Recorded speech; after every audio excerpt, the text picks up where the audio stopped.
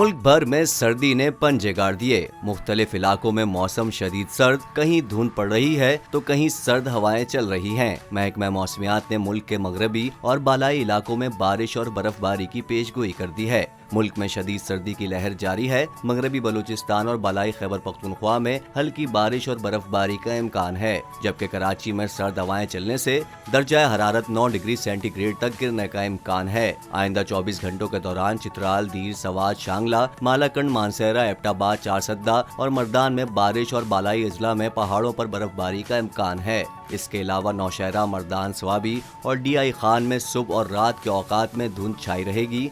पंजाब के बेशतर अजला और बालाई सिंध में धुंध का राज बरकरार है। महकमा मौसमियात के मुताबिक कराची में मौसम सर्द और खुश्क है।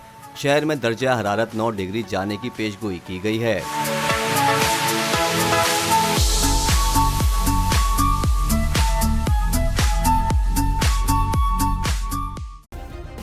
सब्सक्राइब करें और बेल दबाएं ताकि कोई खबर रह न जाए।